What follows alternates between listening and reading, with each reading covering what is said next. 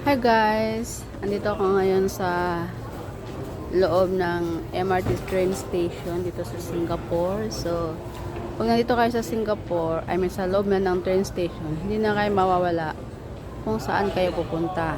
Basta alamin nyo lang kung anong color kayo, line kayo pupunta. Halimbawa, punta ka sa red line. So, sundan nyo lang yung red line na yan. Ayan.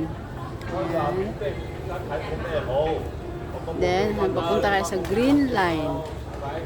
So, halimbawa, galing ka sa green line, then, pupunta kayo sa red line. So, tingnan nyo lang kung anong station na may red line. Ayan.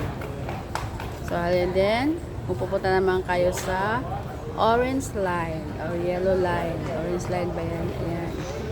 So, makikita nyo na malalaman nyo na kung saan kayo bababa. Or, galing kayo sa orange line, bababa kayo sa purple line. Ayan. So, bababa kayo sa Harbourfront.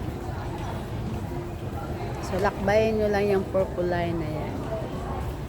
Then, galing naman kayo sa green line, pupunta kayo sa yellow line. Ayan. So, bababa kayo sa station kung saan merong transfer to yellow line. Ayan. So, hindi kayo mawawala dito pag nasa loob na kayo ng MRT station. Tingnan nyo lang tong map. May guide naman. Ayan. Basta alamin nyo lang kung saan kayo pupunta, saan kayo nanggaling, anong line na kulay kayo nanggaling at saan kayo pupunta.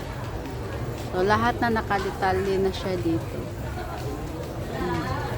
So, galing ako ngayon sa galing ako ngayon sa, dito ako ngayon, papunta ako sa green line. Ayan.